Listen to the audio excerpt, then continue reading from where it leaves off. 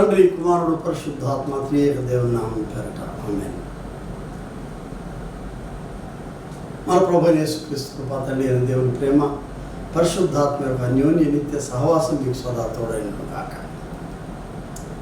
ప్రియ విశ్వాసులారా, ఈ దినము పరమ తండ్రి అయిన దేవుని కృపా వర్షం చేత ఈ పరిశుద్ధ వాక్యాన్ని కలిసి మనం ధ్యానం చేయడానికి ఒక అవకాశం దొరికింది. అందుకు దేవుని కృతజ్ఞతాస్తుతులు చెల్లిస్తున్నాం. మేమందరినీ కొద్దిసేపు ఈ పవిత్ర వాక్య ధ్యానంలోనికి మేము ఆహ్వానిస్తున్నాం. ఈ దినం ప్రత్యేకంగా పరిశుద్ధ త్రిత్వ దేవుని గురించినటువంటి అంశాన్ని మనం కలిసి ఈ త్రిత్వాదివారం నాడు ధ్యానం చేయడానికి మేము ఆహ్వానిస్తున్నాము.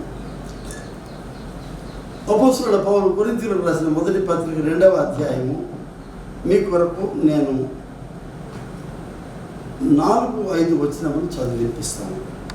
మీ విశ్వాసం మనుషుల జ్ఞానం ఆధారం చేసుకొనక దేవుని శక్తిని ఆధారం చేసుకుని ఉండవలనని నేను మాట్లాడినను, సువార్త ప్రకటించినను, జ్ఞానయుక్తమైన తీయని మాటలు వినియోగింపక పరిశుద్ధాత్మయు దేవుని శక్తియు కనపరచు దృష్టాంతములని వినియోగించి తిని. క్రీస్తు ప్రభు యొక్క దివ్య నామం పేర మీకు దీవెనలు. ఈ త్రిత్వము అనేటువంటి అంశం క్రైస్తవ సమాజంలో ఒక ప్రాముఖ్యమైనటువంటి అంశంగా దీన్ని మనం గుర్తించాలి. ఈ 2000 సంవత్సరాల క్రైస్తవ సంఘ చరిత్రలో ఏది యుక్తమో ఏది అనుచితమో ఈ క్రైస్తవ సంఘం విస్తృత పరంగా సార్వత్రిక క్రైస్తవ సంఘం దీన్ని ధ్యానం చేయడం మనం చూసాం, అంగీకరించడం మనం చూసాం. కొన్నిసార్లు ఇది విభేదం కలిగినప్పుడు సంఘాలు శాఖల పరంగా విడిపోవడాన్ని కూడా మనం చూసాం. అందుకని మన యొక్క వాక్య పరిచర్యలో కానీ ధ్యానంలో కానీ ప్రతి అంశము, ప్రతి ఆలోచన, ప్రతి ధ్యానము, మనం చేసేటువంటి ఈ వేదాంతపరమైనటువంటి ఈ చర్చలు, ఈ వ్యాసంగాలు, ఇవి వాక్యానికి దూరంగా కాకుండా ఈ వాక్యానికి దగ్గరగా మన యొక్క ఆధ్యాత్మిక స్థితిని పెంపొందించేటట్లుగా ఉండాలి తప్ప లోక జ్ఞానాన్ని మనం వాడుకొని దీని ద్వారా ఏదో మన గొప్పతనాన్ని చూపించుకోవడానికి చేయాల్సిన ప్రయత్నంలా ఉండకూడదు. ఎందుకంటే చాలా ఇప్పటికే క్రైస్తవ సంఘం విభాగాలుగా విడిపోవడానికి కొన్ని ఇటువంటి విపత్కరమైనటువంటి వైషమ్యాలను మనం చూసాం. త్రిత్వం అనేటువంటిది అటువంటి వెరీ సున్నితమైనటువంటి అంశం, కానీ చాలా గంభీరమైనటువంటి అంశం ఇది. నిజానికి మొదటి 3 శతాబ్దాల్లో ఈ త్రిత్వం గురించినటువంటి చర్చ లేదు అసలు సంఘాల్లో ఎక్కడ. బైబిల్లో కూడాను 2 చోట్ల ఇటువంటి అంశాన్ని మనం గమనిస్తాం. ఒకటి, పౌలు తన యొక్క దీవెన ఇచ్చేటప్పుడు ఈ కొరింథీయులకు రాసిన 2వ పత్రిక 13వ అధ్యాయంలో చివరిలో 13వ వచనంలో ఆయన దీవెన చెప్తాడు. మనందరం విన్న దీవెన, మన ప్రభువైన యేసుక్రీస్తు కృప, తండ్రి అయిన దేవుని ప్రేమ, పరిశుద్ధాత్మ యొక్క సహవాసం, అలాగే ప్రభువారి యొక్క ఆరోహణ సమయంలో శిష్యులు వచ్చినప్పుడు వాళ్ళకి చివరిలో ప్రభు ఇచ్చినటువంటి అంతిమ అనుజ్ఞ లేక ఆదేశం ఏంటంటే, మీరు వెళ్ళి సమస్త లోకానికి తండ్రి యొక్కయు కుమారుని యొక్కయు పరిశుద్ధాత్మ పేరట మీరు బాప్తిస్మము అయ్యోమని ఆయన చెప్పినటువంటి ఆదేశం మత్తయి సువార్త 28వ అధ్యాయంలో చివరిలో దానిని జాగ్రత్తగా భద్రపరిచారు. ఇది ఒక మర్మభరితమైనటువంటి గొప్ప మహదైశ్వర్యంతో కూడినటువంటి ఇది ఒక అనుభవం. ఇది త్రిత్వం అనేటువంటిది. నిజానికి మనము దేవుని వాక్యాన్ని చదువుతున్నప్పుడు బైబిల్ అంతటిలోనూ ప్రతి క్రైస్తవునికి గోచరించే 3 ప్రాముఖ్యమైనటువంటి అనుభవాలు. దేవుడు సృష్టికర్త, ఆయన సృజనాత్మకమైనటువంటి శక్తితో, ఆయన సృజనాత్మకమైనటువంటి ప్రేమతో మానవులను ఆయన అనుసంధింపజేసుకున్నటువంటి విధానాన్ని మనం చూస్తాం. అలాగే ఆయన ప్రభువైన యేసుక్రీస్తు రూపాన్ని అవతరించినప్పుడు ఆయన యొక్క జన్మము మానవాళిలో పాపము తప్ప అన్ని విషయములలో మనవలే చేయబడినందుకు అన్నట్లు మానవుల మధ్య దేవుడు చోటు చేసుకున్నటువంటి ఈ స్థితిలో మానవులకు రక్షణ కల్పించేటువంటి ఈ యొక్క విషయాన్ని మనం చూస్తున్నాం. యేసుక్రీస్తు ద్వారా నెరపినటువంటి మహాఘనతను. మూడవది, ఆయన ఇచ్చినటువంటి బహుమానము, అద్వితీయమైనటువంటి బహుమానము. ఆయన ఆదరణకర్త, పరిశుద్ధాత్మ రూపంలో ఆయన మనతో నిరంతరము సహజీవనం చేసేటటువంటి, మనల్ని అందరినీ ఆదరించి మనకు సమాధానం ఇచ్చేటటువంటి పరిశుద్ధాత్మ గురించినటువంటి ఈ మూడు కూడా 3 జీవస్రవంతులు. ఇవి 3 రకాలైనటువంటి నమూనాలు, ఒకే దైవ గుణములో 3 నమూనాలను మనం చూస్తున్నాం ఇక్కడ. దీనిని కొంచెం క్లిష్టంగా ఆది సంఘాల్లో అర్థం చేసుకున్నా, దీని నైసియా కౌన్సిల్ జరిగినప్పుడు 325 ADలో దీని చర్చ రాలేదు. అక్కడ ఎంతసేపు యేసుక్రీస్తు దేవునితో సమానముగా ఉండుట అనే సబ్జెక్ట్ మీదే తాత్పర్యం జరిగింది, కానీ ఈ త్రిత్వం గురించిన ఆలోచన రాలేదు. తర్వాత మొదటి కాన్స్టాంటైన్ సభలో మరో 100 సంవత్సరాల తర్వాత జరిగిన సభలో ఈ చర్చ వచ్చింది. ఆయన నా మట్టుకు అయితే నేను దీని గురించి చాలా సీరియస్గా దీని గురించినటువంటి ఆలోచన ఎందుకు నెరపను అని అంటే, సంఘానికి కావలసినటువంటి ఒక సందేశం ప్రాముఖ్యమైనది ఏంటంటే, నా రక్షణ ఎక్కడి నుంచి వస్తుంది అనేది నేను చూస్తాను. దేవుడి నుంచి వచ్చేటువంటి నా రక్షణ ఏ రూపంలో నాకు వస్తుందో అనేది నేను చూస్తాను. అంతేగాని ఏ క్యాప్స్యూల్ అంటే ఏ తాత్వికమైనటువంటి ఆధారంలో ఇది వస్తుంది అనేది నేను చూడను. అది నాకు అప్రస్తుతం అవుతుంది. అది మరి ఆ సందర్భంలో దేవుడు, ఆయన సృష్టికర్త, ఆయన వ్యక్తపరిచినటువంటి ఆ సందర్భాన్ని యేసుక్రీస్తులోను, ఆయన యొక్క మహాశక్తి పరిశుద్ధాత్మ మనల్ని అనుసంధానం చేసుకున్న విధానంలో మనం చూస్తున్నామనే విషయం అవగతం అవుతా ఉన్నది మనం. కానీ ఆది సంఘాల్లో దీని అంత తేలిగ్గానే త్రోసివేయలేదు. ప్రియ సంగమా, ఒరిగన్ అనేటువంటి ఆది పితరుడు ఆయన ఏం చెప్తున్నాడంటే, సూర్యుడు నమూనా తీసుకొని అంటాడు. సూర్యుడు అంత పెద్ద గోళంలో అదంతా కూడా పదార్థమే, భౌతిక పదార్థమే. అది అందులో నుంచి ఉష్ణం వస్తూ ఉంది, మహా వేడి అందులో నుంచి వచ్చేటువంటిది. అది గొప్ప వెలుగునిస్తుంది పగలంతా కూడా. దేవుడు సృష్టించినటువంటి వాటిలో ఒక ఆశ్చర్యకరమైనటువంటి సృష్టి. పగలు సూర్యుడిని, రాత్రి వెన్నెలను దేవుడు ఇచ్చాడని చెప్తున్నాను. కాబట్టి సూర్యుడు ఒక పదార్థం, ఒక ఉష్ణము, ఒక కాంతి. అలాగే హిప్పోకి బిషప్గా ఉన్న ఆది సంఘాలలో పరిశుద్ధ అగస్టిన్ అనేటువంటి మహాభక్తుడు ఆయన ఏం చెప్తున్నాడంటే, మనం ఊట చూస్తాం, ఊటలోంచి జలం వస్తూ ఉంది, జల నదిగా మారుతుంది, ఈ నది సముద్రంలోకి వెళ్తుంది అన్నాడు. ఊట, నది, సముద్రం అంతా నీరే. అది అన్నిటికీ సోర్స్ ఎక్కడ ఉందంటే భూమికి ఉందన్నటువంటి నీరే అంతా ఒకటే అవుతుంది అక్కడ. అది కొంతమంది ఏమన్నారంటే చెట్టు యొక్క వేరు, అదే ఈ ప్రాణాన్ని, జీవాన్ని ఇస్తుంది చెట్టు అందరికీ. దాన్ని విస్తరించినటువంటి కొమ్మలు, వాటికి వచ్చినటువంటి ఆకులు, ఫలాలన్నీ కూడాను దాని యొక్క అంతిమ ఫలితాన్ని మనం చూస్తున్నాం. కాబట్టి వేరు మరి కొమ్మలు, దాని యొక్క ఫలాలు అనేది అది దేవుడు తన యొక్క సృష్టిని ఆదిలో జరిగించినప్పుడు ఆయన మనుషులకు తెలియదు. ఆయన ముఖం, మోషే 140 సంవత్సరాలు అక్కడ జీవించి దేవుడి సన్నిధిలో ఆయన, నీ ముఖం ఎప్పుడు చూడలేదు దేవా అంటే, ఏ మానవుడు కూడా నా ముఖం చూసి బతకడయా అన్నాడు. కాబట్టి నువ్వు బండచాటు నుండి అంత మహాభక్తుడు కదా మోషే. ఆయన దేవునికి అతి నిరాడంబరుడైనటువంటి వాడు, దేవుని బాగా ప్రేమించినటువంటి వాడు కదా. అతన్ని వాడుకున్నాడు దేవుడు మహాశక్తిగా. కానీ నువ్వు ఆ బండచాటు నుండి నేను నిన్ను దాటి వెళ్ళిన తర్వాత నా వెనక మాత్రమే నువ్వు చూస్తూ ఉంటావు. యాకోబుతో కూడా పెనుగులాడినప్పుడు యాకోబు ఆ శక్తితో, దేవుని శక్తితో దేవుని ముఖమే చూడలే. ఆయన ఊరికే ఆయన చెప్పుకున్నాడు దేవునితో ముఖాముఖిగా. ఆయన అర్థం ఎక్స్ప్రెషన్ పర్యాయ పదంగా చెప్పడమే కానీ దేవునితో ముఖాముఖి, దేవుని ముఖం ఎవరు చూడలేదు. ఆయన పేరు పెట్టుకున్నాడు, పనుయేలు అని పెట్టుకున్నాడు. అనీం అంటే ముఖం, దేవుడి ముఖం. ఏల్ దేవుడి ముఖం, పెనుయేలు. కానీ దేవుని ముఖాముఖి ఎవరు చూడలేదని. కాబట్టి దేవుడు అనేవాడు మానవాతీతంగా ఉంటాడనేది. కానీ మానవులలో మానవునిగా యేసుక్రీస్తు రూపాన్ని ఆయన అవతరించినటువంటి విధానాన్ని మనం చూస్తున్నాము.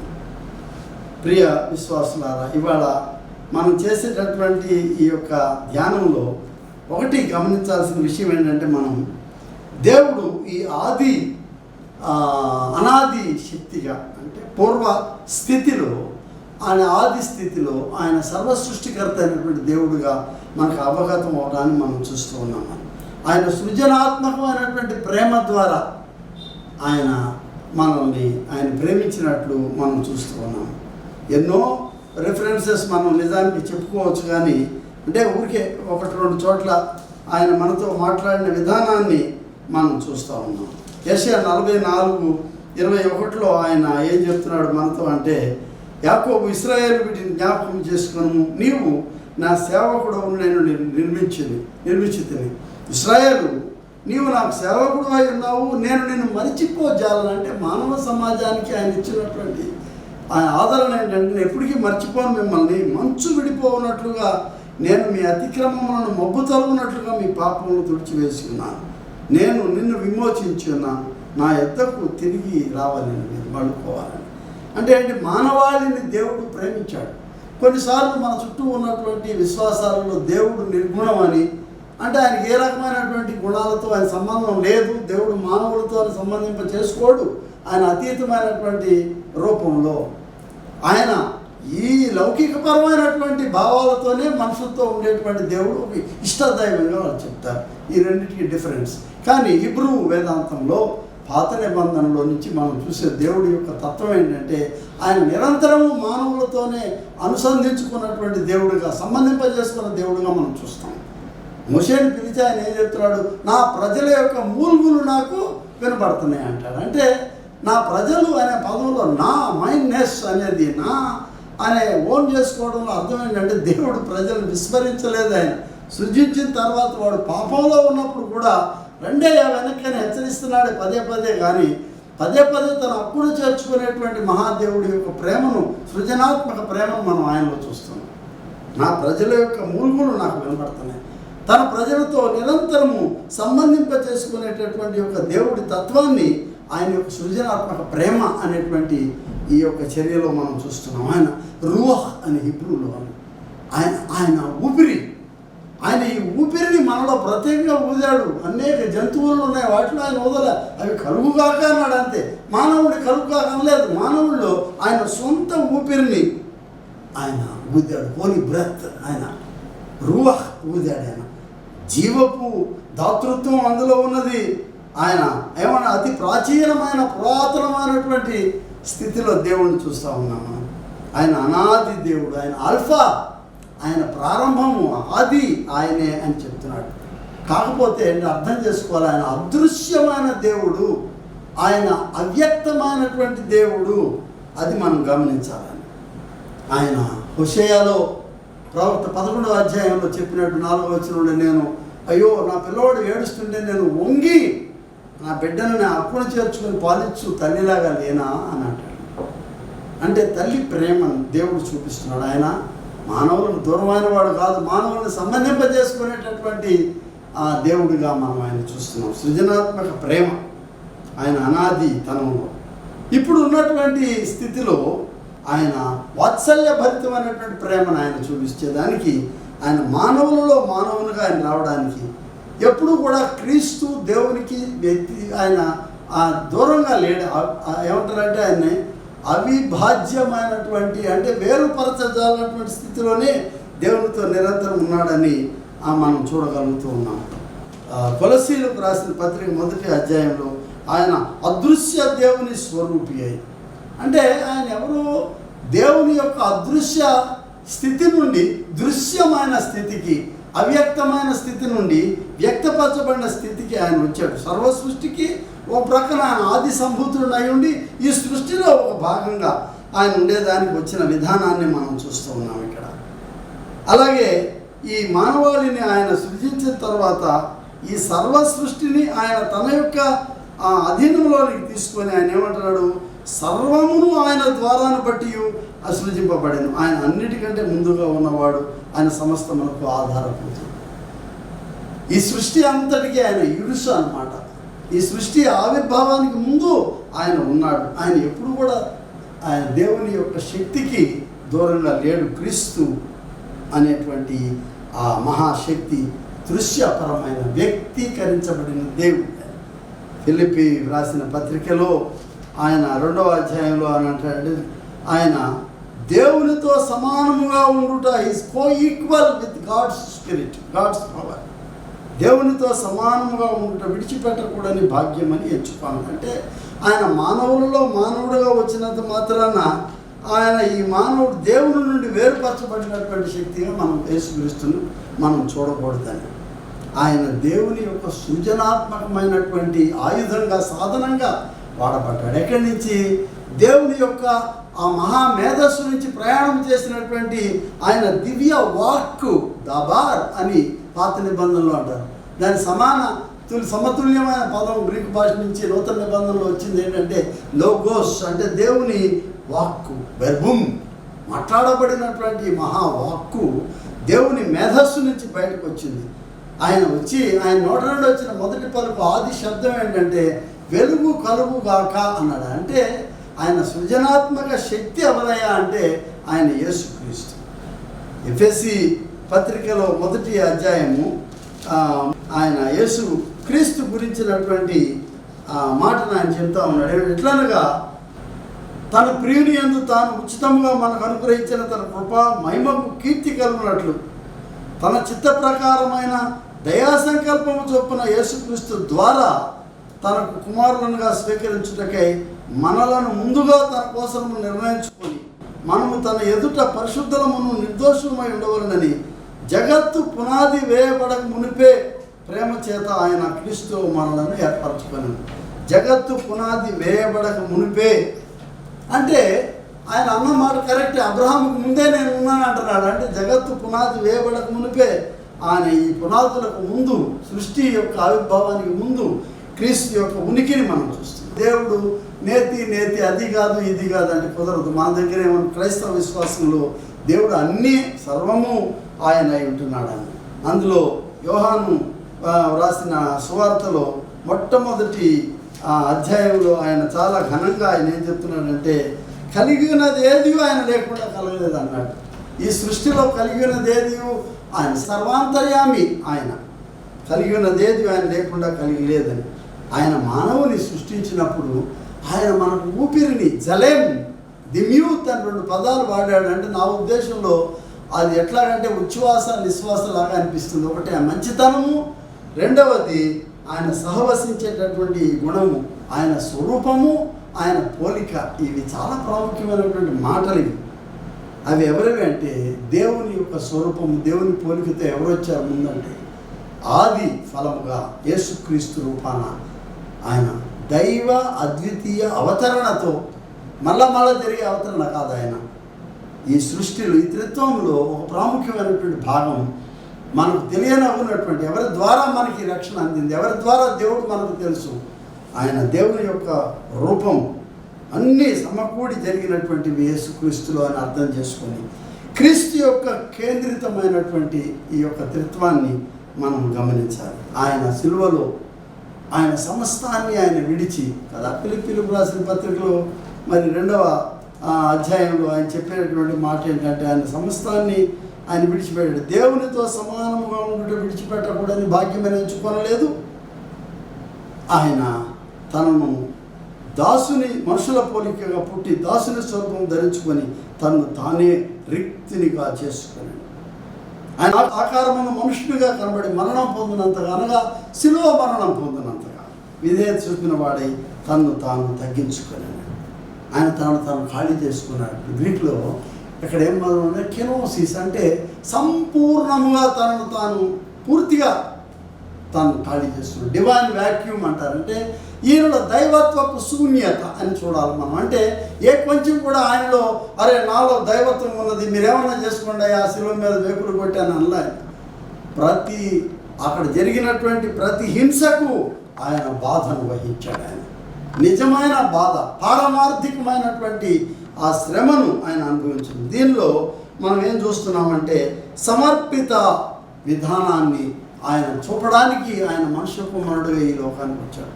సృజనాత్మకమైన ప్రేమ, ఇక్కడ సమర్పిత ప్రేమను ఆయన వాత్సల్యభరితమైనటువంటి ఈ ప్రేమను ఇక్కడ చూపడానికి ఆయన వచ్చినట్లు మనం చూస్తున్నాం. ఓడిపోవడం కాదు సిలువ అంటే, ఇది చారిత్రక అవసరత.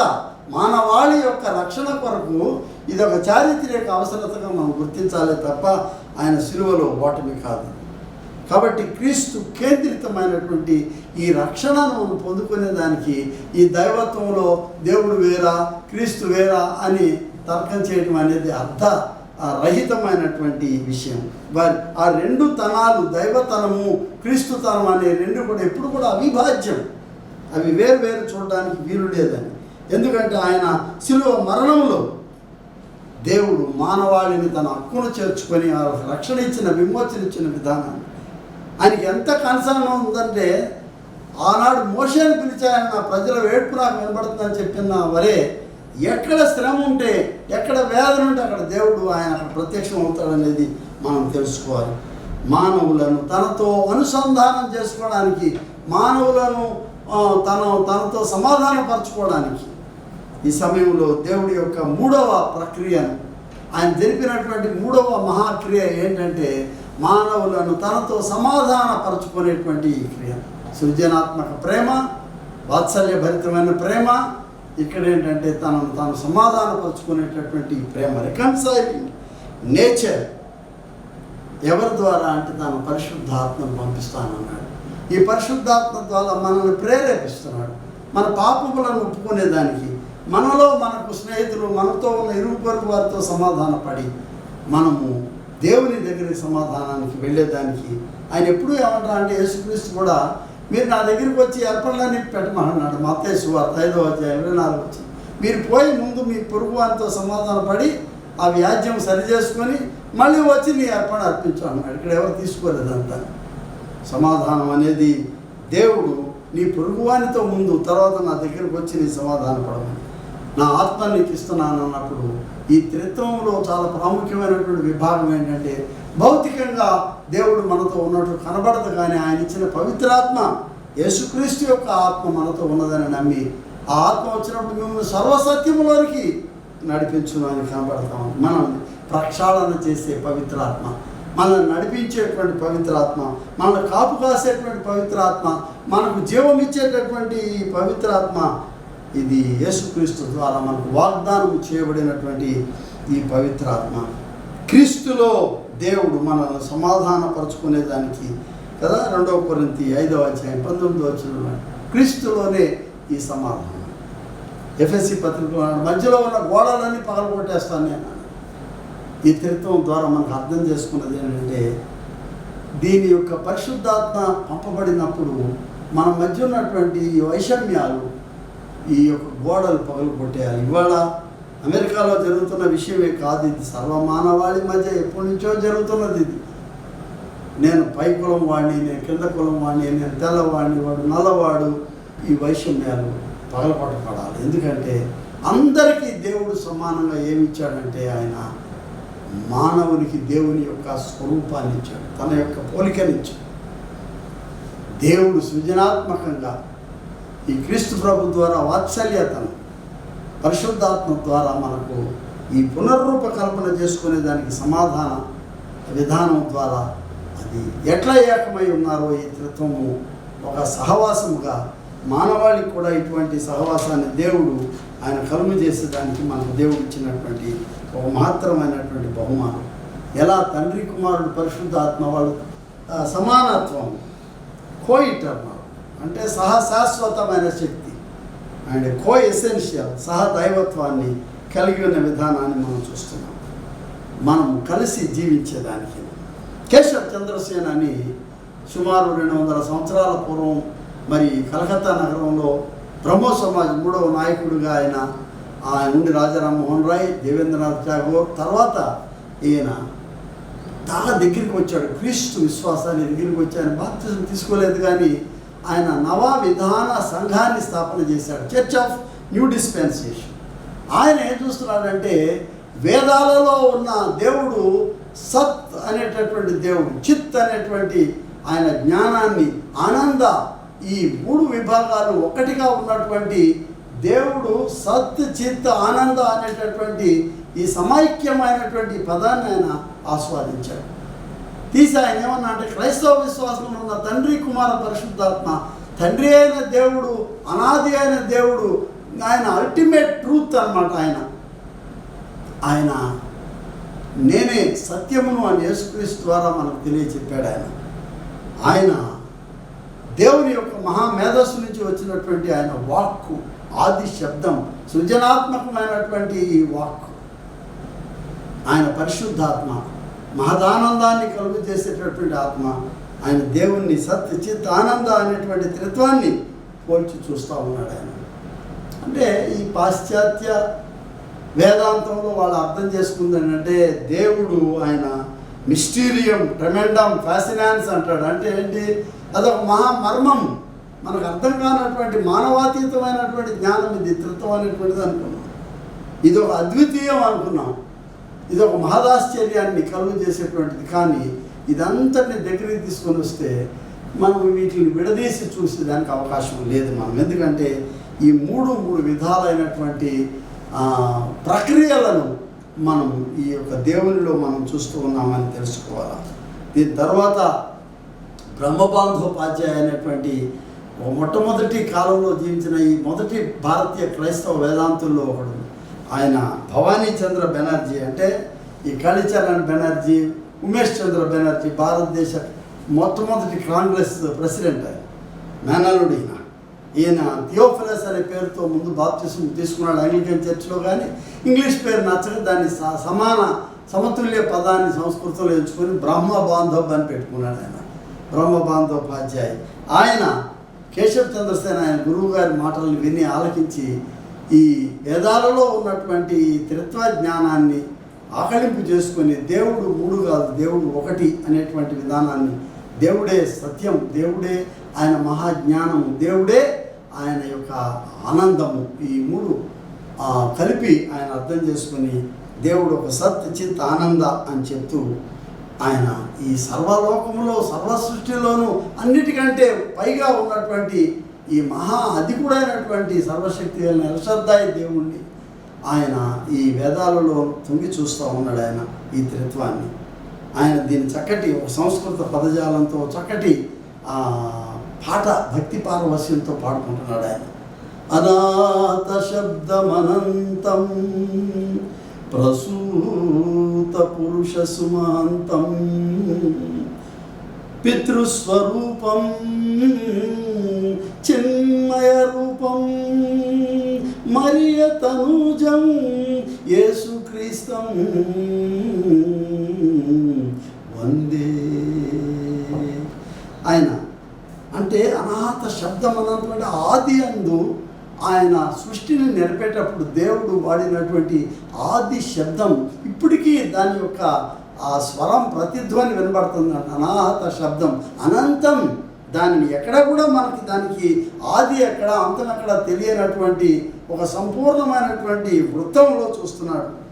ప్రసూత పురుష సుమహాంతం, ఒక పరిపూర్ణమైనటువంటి ఆయన పురుషుడిగా ఈ లోకంలో జన్మించినటువంటి ఆయన పితృస్వరూపం, తండ్రి పోలినవాడు, ఆయన పరిశుద్ధాత్మ దేవుడు, మరియ కుమారుడైనటువంటి యేసుక్రీస్తు, నీకే నా యొక్క స్తుతులు అని చెప్తా ఉన్నాడు ఆయన.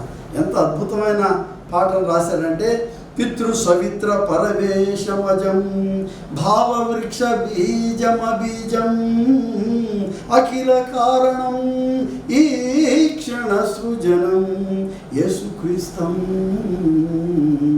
వందే. ఆయన ఏమంటాడంటే తండ్రితో సమానంగా ఆయనలో లీనమై కూర్చున్నటువంటి వాడు, భావవృక్ష ఆయన మనోమేధస్సు నుంచి బయలుదేరినటువంటి ఈ సృష్టి విధాయక శక్తి జ్ఞానం అయినటువంటి ఆయన బీజం అబీజం అంటే ఆయన విత్తనంలో లేని విత్తనం అంటున్నాడు. అంటే ఆయన ఏ tree seedless of the seed అంటున్నాడు. పెద్ద ఎత్తున ఉన్నటువంటి భావజాలం ఇది. అఖిల కారణం అంటే సర్వ లోక సృష్టి విధాయక హేతువు ఆయన. ఈ క్షణ సృజన ఆయన నిర్గుణం కాదు, ఆయన సగుణుడు. అంటే అందరితోనూ సంబంధింపజేసుకునేటటువంటి ప్రేమతో వాళ్ళని చూస్తున్నటువంటి వాళ్ళ మూల్గులు వినేటటువంటి దేవుడుగా ఈ క్షణ సృజనం యేసుక్రీస్తం వంది. నీకే నా యొక్క స్తుతులు, నేను తలవంచి శిరస్సు వంచి నిన్ను స్తుతిస్తున్నాను అంటున్నాడు. ఆయన క్రీస్తు కేంద్రితమైనటువంటి ఈ మహావృత్తంలో ఈ సృష్టి విధాయక శక్తిగా ఆయన అటు దేవుణ్ణి మనల్ని అనుసంధానం చేసినటువంటి మహాశక్తిని చూస్తున్నాం. ఇవాళ మానవుడు ఇంత హింసతో చంపుకొని 2000 సంవత్సరాలు క్రైస్తవ సంఘం, ఇన్ని వేల సంవత్సరాల నుంచి క్రైస్తవ నాగరికత, ఇంకా ఈ రోజుల్లో కూడా ఒక మానవుణ్ణి మనం మానవునిగా ఎలా దేవుడు మనల్ని సృజించాడో ఆ దైవత్వపు పోలిక మానవుల్లో ఎక్కడన్నా కనపడుతుందేమో చూస్తే ఇంకా హింస పెచ్చుమీరిపోవడం చాలా దుఃఖదాయకం, దురదృష్టకరం. ఇంకా మానవుడు వేరు చేసి కించపరిచి ఛిద్రంగా చూడడం అనేటటువంటిది ఒక హీనమైనటువంటి సంస్కృతి. ఈ స్థితిలో మనం బయటికి రావడానికి ఈ త్రిత్వాదివాదం ద్వారా మనం గమనించాలి ఏంటంటే సమాన తత్వంతో దేవుడు మనల్ని సృష్టి చేశాడని. మానవుని పైన ఈ దేవుని పోలికను మనం ఛిద్రం చేసుకున్నాం. ఇప్పటికే క్రీస్తు ఆయన శిలువలో చిందించిన పవిత్ర కల్వరి రక్తం ద్వారా తిరిగి ఆయన పునర్ముద్రితం ఆయన పోలిక మనం చేయడానికి దిగి వచ్చిన ఈ తెరని జ్ఞాపకం చేసుకుంటూ ఇప్పటికైనా ఒక రిపెంటెన్స్ మనకు కలగాల. ఎప్పటికైనా కూడా నేను చాలా ఆశ్చర్యం పొందినటువంటి ఒక దృశ్యం చూసే ఏంటంటే ఒక నగరంలో పోలీసు వాళ్ళు అందరూ కూడా మోకాళ్ళ మీదట కూర్చున్నారంట. పశ్చాత్తాపం, మా డిపార్ట్మెంట్ చేసినటువంటి తప్పు ఇది మానవాళికి అని నచ్చింది నాకు. ఎందుకంటే ఇది ఆస్వాదించదగింది, ఆహ్వానించదగింది. మానవులు అందరూ కూడా ఈ కరోనా సందర్భంలో కూడా ఈ సృష్టికి మనం చేసినటువంటి హాని, దేవుడికి వ్యతిరేకంగా దూరం అయిపోయినటువంటి ఈ ఆధునిక నాగరికతలో చాలా దూరం వెళ్ళిపోయాం. మనం వెనక్కి వచ్చేయాలి, మళ్ళీ ఆయన పాద సన్నిధికి వచ్చేయాలి. క్రైస్తవ సంఘానికి నా యొక్క ప్రబోధన ఏంటంటే సిలువను మళ్ళీ వెనక్కి తెచ్చి మన గుడిలో కనపడేటట్టు చేయాలి.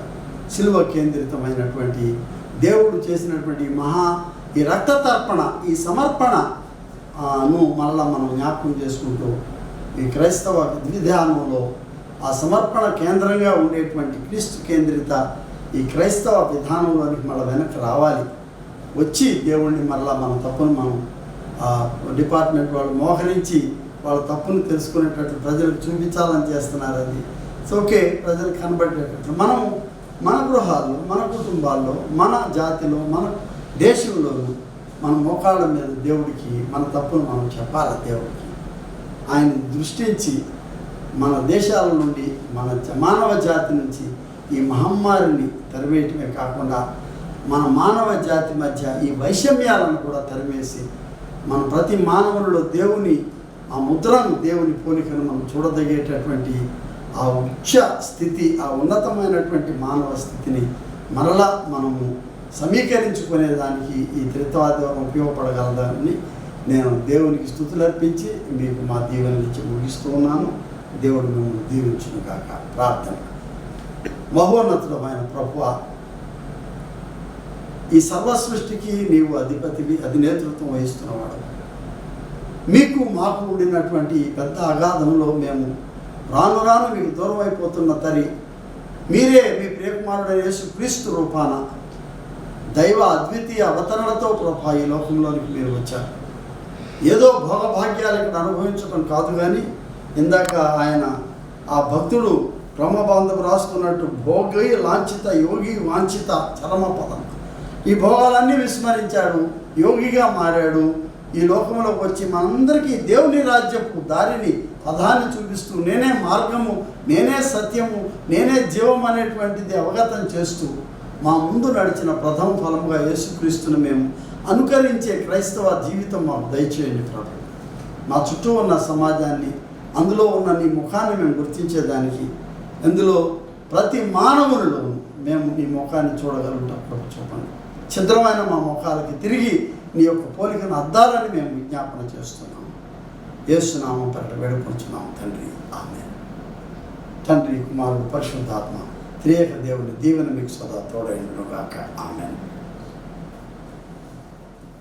Santo, Santo, Santo, mi corazón te adora, mi corazón te bendice, Santo eres Señor.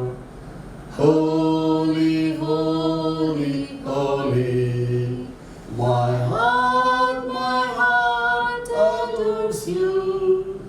My heart is glad to sing the words, you are holy, Lord.